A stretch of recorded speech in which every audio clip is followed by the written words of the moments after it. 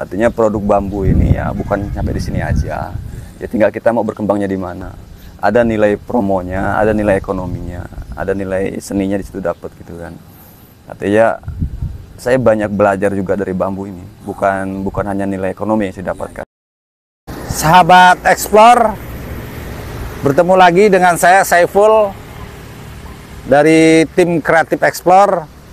Kebetulan siang hari ini kita tim Explore berkunjung ke salah satu pelaku industri kerajinan kreatif berbahan dasar bambu, yaitu di Bamburi yang dikelola oleh Mas Randy Gustiawan. Nah, sahabat-sahabat Explore, bila penasaran, ayo ikut saya. Oke, siang hari ini tim Explore berkesempatan singgah di bengkel Bamburi yang dikelola oleh Mas Randy Gustiawan. Lokasinya berada di Pekon atau Desa Tanjung Lusia, Kecamatan Pardasuka, Kabupaten Berisewu. Hari ini kita akan coba explore bicara soal bambu dengan Mas Randy, yang kebetulan beliau sudah sekitar ada 3 tahun. Ada. Nah, sekitar 3 tahun belakang ini menekuni kerajinan atau industri kreatif berbahan dasar bambu. Mas Randy, kalau boleh tahu asal mula Mas Randy punya motivasi atau keinginan membuat kerajinan berbahan dasar bambu itu, asal mulanya itu seperti apa? Mulanya sih ngelihat sumber daya alam ya, sumber daya alam yang belum seberapa dimanfaatkan, gitu kan. Jadi kan sumber daya, kalau ada sumber daya manusia, berarti ada sumber daya alam. Ya. Nah, tidak mungkin diciptakan manusia kalau tidak ada alam yang melengkapinya kan gitu. Nah ini kita tinggal mengembangkan saja apa yang menjadi karya Tuhan sebenarnya. Nah kita mengembangkan sebagai manusia, menciptakan lagi produk yang bisa dihasilkan dari alam tersendiri. Karena saya lebih percaya karya Tuhan itu lebih bagus dan lebih canggih gitu kan, lebih hebat dan lebih sempurna daripada karya manusia sendiri. Nah kita semua sebenarnya tinggal meneruskan saja, tinggal kita memanfaatkannya dengan lebih baik agar terjadi sinkron, gitu kan, ada keseimbangan antara sumber daya alam dan sumber daya manusia. Dia sebenarnya. Nah dan saya melihat bambu ini adalah salah satu alternatif tanaman yang memang warisan leluhur lah bahasanya gitu ya. Artinya sebelum kita terlahir dia sudah ada gitu mas, sudah ada. Dan ini pemanfaatnya selama ini hanya sekedar untuk bahan bangunan rumah, pagar gitu kan. Padahal masih terbatas. Padahal bambu ini mempunyai nilai ekonomis yang sangat tinggi ya. Tinggi ya. Mas Randy sendiri memulai itu dari sejak tahun berapa? Hingga akhirnya sampai bisa bertahan sampai dengan hari ini. 2019 itu lah. 2019. Kira-kira pertengahan kita mulai ya belajar secara otodidak. Dari membuat hal-hal sepele ya, seperti membuat vas bunga, gelas yang sederhana sekali dan manual. Tapi karena ada rasa kecintaan kita pada alam gitu ya, kemudian dalam sumber daya alamnya termasuk bambu, dan saya pikir banyak yang bisa diolah dari bambu. Dari situ saya mulai berpikir, oh bisa dibuat ini, bisa dibuat itu. Tapi kan kita tidak bisa untuk kemungkinan karena kita juga mempunyai keterbatasan. Apalagi saya otodidak. Jadi ada panduan-panduan secara referensi saya lihat dari Google atau YouTube itu sebagai acuan kita. Selebihnya ya kita berkembang sendiri sebenarnya. Terus ada bermacam produk yang Mas Randy sendiri buat itu berbahan dasar dari bambu. Selama ini sudah sempat di produk di. Kalau dihitung kurang paham sih berapa jumlahnya karena saya juga tidak pernah menghitung. Tapi dari jenis perabotan rumah tangga ya, dari tempat-tempat tisu, tempat sendok, ya seperti ini nampan ya, dan perabotan gelas dari sendok, kemudian ya furnitur dalam rumah tangga seperti dipan ya, ranjang, kursi, meja semua ya sampai hari ini membuat rumah bambu, tempat-tempat santai, tempat-tempat rest area bambu. Ada juga yang seperti di halte Mas. Jadi apa tempat orang santai loh. Jadi dia semacam kayak gazebo payung, cuman modelnya dia apa ya lebih simpel tetapi kelihatan modernnya. Ada banyak contohnya. Ini banyak tempat-tempat wisata juga yang kita garap gitu kan. Jadi berkembangnya bukan hanya untuk produk rumahan aja, tetapi meluas gitu sebenarnya, meluas. Nah, kalau untuk ini Mas Randy, untuk semacam kayak apa? Ini saung apa gazebo ini sebutnya? Saung itu ya Saung. bahasa kita kampung, bahasa Saung. kita tradisional kita. Tapi ada bahasa modernnya gazebo lah mungkin Gazebo. gitu. Kalau untuk di bidang gazebo sendiri sudah berapa lama? 2 tahunan inilah kita 2 tahun bermain di terakhir gazebo. ini ya? 2 tahun terakhir ini. Dan ini yang lebih ramai sekarang karena sekarang ini banyak pemanfaatan lahan seperti wisata ya, seperti tempat-tempat rumah makan yang ingin kembali pada lebih tradisional gitu ya. Mungkin itu lebih menarik buat apa pengunjung atau konsumen dari rumah makan tersebut, banyaknya buat seperti ini. Nah, ini kan pasti ada ukurannya nih. Ada macam-macam. Ada dari ukuran berapa sampai berapa, dan terus mungkin apa juga ada tipe-tipenya gitu, bisa dijelaskan Mas? Ada ukuran macam-macam sih. Kita tergantung desain tempat ya. Desain. Ada yang dia model pingin seperti aula, jadi agak luas gitu kan, dia seperti lesehan. Kemudian ada saung seperti ini kalau lahannya luas, lebih luas. Jadi dia bisa ditempatkan di beberapa tempat ya. Kalau ini ukuran berapa ini? Ini 2x2 ini. 2x2 ya? 2x2. Dengan Ini ketinggian karena lahan yang kita garap ini enggak maksimal, jadi kita mengukur lahan ya. Ini tingginya cuma 2,50 meter ini. 2,5 meter. 2,5 meter. Jadi dia menyesuaikan kontur lahan atau seperti apa? Lahan gitu. Tapi kalau umumnya ya itu hampir 3 meter tuh Mas, tingginya itu. Ini untuk kapasitas berapa orang nih Mas kalau memang? 4 bisa, 6 juga bisa sebenarnya. Kalau kapasitas orang sih ngelihat postur ya. Ada yang cuma 3 orang ini kalau posturnya. Tergantung postur. Kalau kayak saya bisa rame. Tapi kalau kekuatan sih lumayan, ya insya Allah lah kuat lah. Artinya ya 10 orang juga kuat ini. Karena kita pakai kokoh ya. Karena ini sebenarnya kemaksimalan satu produk itu bukan bergantung dari dari kekuatan bahan, cuman jam tayang lah gitu ya, jam kerja lagi ya, jam terbang. Semakin banyak kita berproduksi, semakin membuat kita semakin mengerti nih harus seperti apa dan bagaimana kan gitu. Nah, kalau di awal sih mungkin masih banyak kekurangan karena kita baru buat nih. Nah, ternyata setelah kesini saya pelajari, oh kuatnya seperti ini, harus seperti ini dan lebih maksimal. Nah, itu bedanya sih. Ini kan biasanya gini Mas, untuk kayak gazebo ini kan dia ada yang minta pakai apa ini? Apa ini namanya? Ini daun kelapa ini. Pakai daun ada yang kelapa, nipa.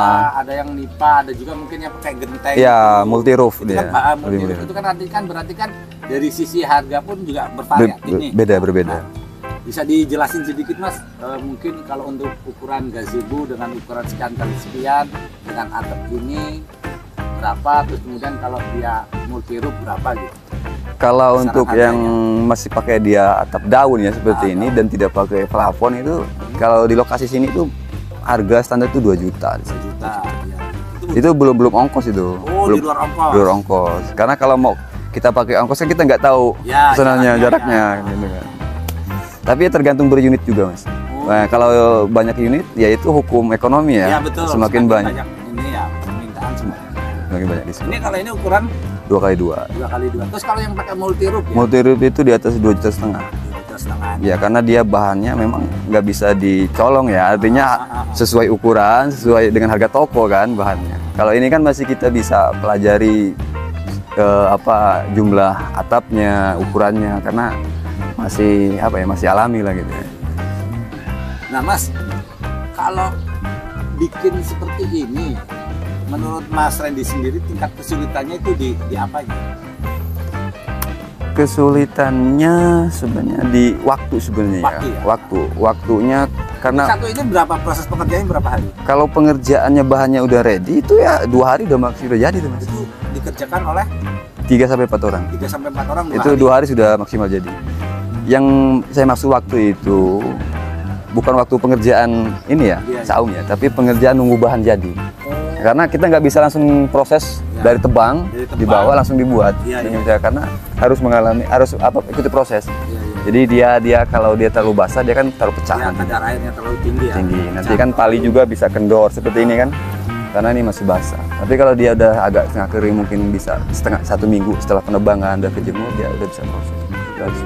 Nah, untuk mendapatkan material bambunya sendiri selama ini Mas Rendy dari mana? Atau masih memanfaatkan potensi yang ada di lingkungan setempat sekitar, atau juga mungkin mesen dari daerah yang lain selama ini? Kalau Bambunya untuk sendiri, bahannya bambu. belum sih, belum keluar daerah, masih daerah sekitar sini aja ya. Artinya di kecamatan sini atau di desa ini masih banyak sebenarnya. Cuman yang jadi kendala itu karena akses saja. Karena mesti mobilisasi, karena bambu ini kan banyaknya itu jarang sih orang mau budidaya kayak tanam pepaya gitu, Ya, satu kebun itu bambu semua juga ada ya. Dia adanya di batas-batas kebun, di dekat-dekat kali gitu kan. Jadi kan proses pengeluarannya, kemudian dia bawa ke sini itu lebih sulit, lama prosesnya gitu kan. Kalau nebang sih sebentar, dan bawanya aja kita yang. Terus proses dari nebang Mas sampai dengan bambu ini siap untuk digarap menjadi saung itu butuh waktu berapa hari? 1 minggu lah Mas. 1 minggu ya, kalau Minggu. dia siap Bisa di. bisa digarap ya gitu. Iya. Ukuran itu tergantung dari si pemesan atau Iya, pembeli, yang pesan. dia pengennya ukurannya Ya, karena berapa. kadang mereka minta referensi juga. Bagusnya kalau untuk depan halaman rumah gitu kan, atau di saung-saung untuk ruang makan gitu kan, minta referensi juga. Bagusnya seperti apa gitu kan. Nah, baru kita kasih referensinya. Atau kadang-kadang mereka kasih gambar, video lokasi, baru kita buat gambar juga. Sebenarnya mencakup Mas, dari apa ya? Bukan saung aja yang mereka tanyakan. Kadang-kadang master plan-nya. Ya, master Dari ada yang dari nol nih. Ya, mereka kasih foto gambar lahannya aja nih. Gimana bagusnya? Didesainkan sekaligus ya. Sekaligus, nah, Tata letaknya. letaknya gitu kan. Saya banyak belajar juga dari bambu ini. Bukan hanya nilai ekonomi yang saya dapatkan, tetapi yang paling membuat saya bahagia dalam usaha bambu ini apa ya? Memperkaya jiwa saya gitu. Satu Filosofi, gitu, nilai filosofi. Kita dilatih belajar sabar, gitu, tekun, gitu ya. Kemudian konsekuen. Cuman ya saya masih mengalami kendala satu hal sebenarnya di dalam usaha bambu ini, itu konsekuensi dengan pelanggan itu aja yang masih kelemahan saya. Karena tenaga yang saya rekrut ini kan belum maksimal. Oh, gitu. Selama ini hanya punya beberapa tenaga pekerja. Ada 6 orang, 6 orang. cuman belum maksimal bisa kita lepas. Oh, gitu. Ya karena semua masih bertahap. Masih bertahan. Karena memang belajar seni ini beda dengan belajar matematika, ya belajar satu, dua. atau belajar hal-hal lain. Karena ini membutuhkan proses Mas. Satu penjiwaan, rasa Ya. cinta kita. Karena konsumen ini tidak sepenuhnya, Mas saya pesan seperti ini, enggak, belum tentu gitu Mas. Kadang-kadang mereka membutuhkan pemikiran kita. Bagusnya seperti apa, tempatnya di mana. Ini kan harus kita punya Ya. imajinasi yang tinggi, gitu kan. Kalau orang pesan seperti pesan di toko, saya beli seperti ini, kan gitu, udah jadi. Kemudian nanti dipasang seperti ini, mereka terima. Oke, enak gitu nyuruhnya. Cuman kadang konsumen ini kan Ada dia punya apa seperti bagaimana? iya. Karena kita dipercaya sebagai orang seni, jadi mereka juga meminta kita mempunyai imajinasi yang lain. Misalnya kalau ditambah ini bagaimana, ini seperti apa kan. Terus Mas, mohon maaf kalau boleh tahu Mas, dalam sebulan dari produk Mas Rendy yang garap atau pesan itu omsetnya berapa Mas dalam sebulan? Minim Bisa mencapai 5 juta lebih Mas. 5 jutaan. 5 juta Dalam itu sebulan. satu bulan itu. Karena dalam satu gazebo ini bisa menghasilkan 700.000, 800.000. Itu udah punya kita itu. Iya, iya. Di luar karyawan, Jadi di luar bahan. bersih lah ya. Udah bersih. Udah dipotong buat material bambu. Udah ada segala macam, semuanya. untuk jasa tenaga. Udah tenaga. Sebenarnya bisnisnya sangat menjanjikan untuk nilai ekonominya gitu kan. Ya, luar biasa gitu. Cuman ya kita juga ekstra. Kadang-kadang kita keluar kerja di luar daerah Ya. gitu kan, harus jauh gitu kan. Ya bekalnya harus banyak juga. Ya, Gitu. Kalau nilai ekonomi luar biasa.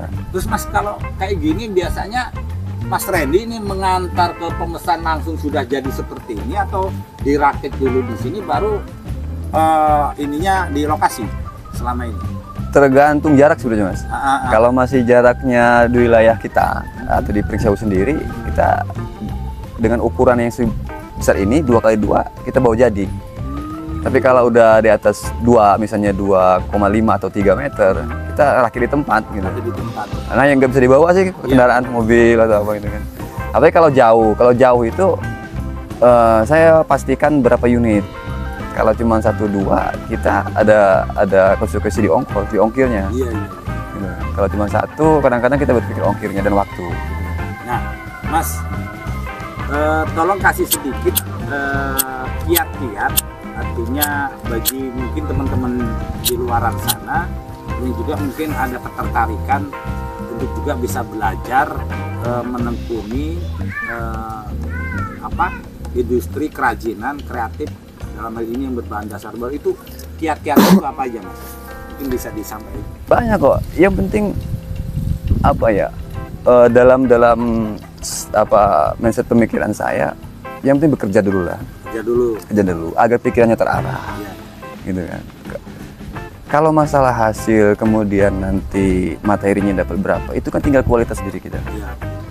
Karena bagi saya sih rezeki itu ya bukan kerja keras ya, tapi kualitas diri kita. Kualitas, semakin bagus kualitas pekerjaan, diri kita berkualitas, semakin mahal kok nilai produk yang kita hasilkan. Itu tergantung diri kita. Yang penting tekun aja, tekun terus berproses sambil kita membuka wawasan, intinya bermain seni ini jangan memposisikan pikiran kita itu terlalu saklek. Artinya harus bebas berpemikirannya, bebas agar mendapatkan. Kalau pikiran kita ini tertutup mengunci pikiran kita atau terlalu ego dengan diri kita, susah mendapatkan satu imajinasi. Nah, tekun. Selama ini Mas, proses pemasaran yang Mas Randy lakukan sendiri seperti apakah lewat online, lewat apa gitu? Mungkin bisa dikasih tahu ke teman-teman di luar sana, mungkin ada yang ingin mesen atau seperti apa, bisa disampaikan proses pemasarannya. Selama ini berkembang dengan media sosial, ya di marketplace. Oh, lewat marketplace. Lewat marketplace itu aja. Saya nggak pernah namanya apa itu marketplace? Di produk bambu aja, Bambore ada di Facebook ya itu pasti ya. Pengrajin bambu itu ada produk-produk kita. Lewat situ aja sebenarnya.